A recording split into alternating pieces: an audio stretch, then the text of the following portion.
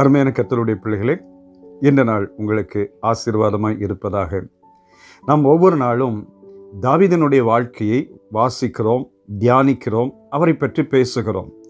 ஆனால் அவரிடத்தில் சில காரியங்களை நாம் கற்றுக்கொள்ளும் போது அது நம்முடைய ஆவிக்குரிய வாழ்க்கைக்கு மிகவும் பிரயோஜனமாயிருக்கும். தாவீது தேவனுடைய வசனத்தின் மீது அளவற்ற வாஞ்சையோடு பிரியத்தோடு அவர் இருந்தார்.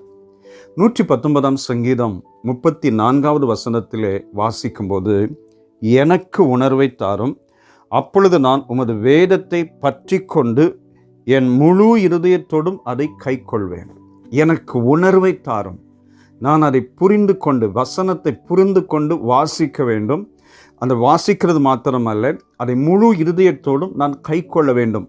ஆகவே எனக்கு ஒரு உணர்வுள்ள இருதயத்தை தாங்க ஆண்டவரே. இதே வார்த்தையை 144வது வசனத்திலும் 169வது வசனத்திலும் தாவீது ஜெபம் பண்ணியிருப்பார்.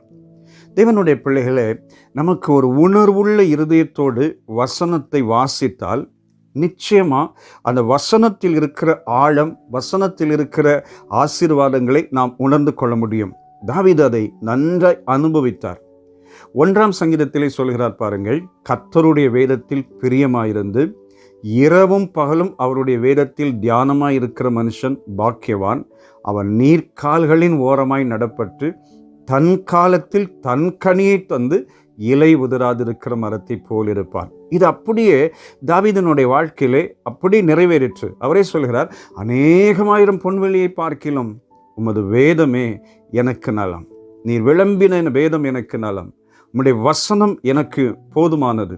தெய்வ பிள்ளைகளே, நாம் வேத வசனத்தை தினந்தோறும் வாசிக்கணும், குடும்பமாக சேர்ந்து வாசிக்கணும். வாசிக்கிறது மாத்திரமல்ல, அதை புரிந்து கொண்டு, அதை ஆழமாய் கற்றுக்கொண்டு, அதை அறிக்கை செய்து, அதை விசுவாசித்து நாம் ஜெபித்தோமானால், நடந்தோமானால் நிச்சயம் நம்ம வாழ்க்கையில் தேவன் இயற்கைக்கு அப்பாற்பட்ட அற்புதத்தை செய்வார். அவர் தமது சகல பிரஸ்தாபத்தை பார்க்கிலும் வார்த்தையை மகிமைப்படுத்தி இருக்கிறார்.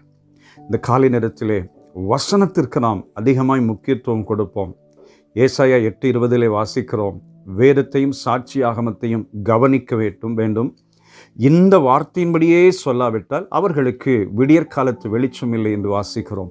வேதத்தை முக்கியப்படுத்தி இருக்கிற ஆண்டவருக்கு நாம் நம்முடைய வாழ்க்கையில அதிக முக்கியத்துவம் வேத வசனத்துக்கு கொடுப்போமானால் நிச்சயமாக நம்ம வாழ்க்கையில் தேவன் பெரிய அற்புதத்தை செய்வார்.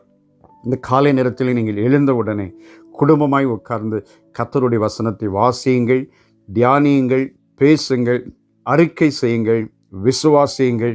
உங்கள் வாழ்க்கையில் எவைகளெல்லாம் நடக்காமல் இருக்கிறதோ தேவனுடைய வசனம் நிச்சயமாய் அந்த பகுதிகளெல்லாம் ஆசீர்வாதங்களால் நிரப்ப ஆரம்பிக்கும்.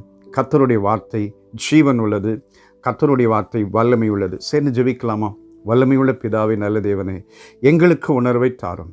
தாவீது அப்படி ஜெபித்தது போல இந்த காலை நேரத்திலே நாங்களும் ஜெபிக்கிறோம். எங்களுக்கு உணர்வை தாரும்.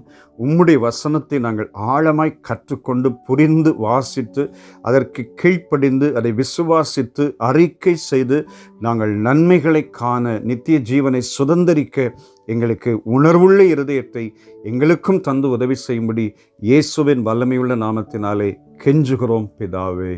ஆமென், ஆமென். God bless you. Amen.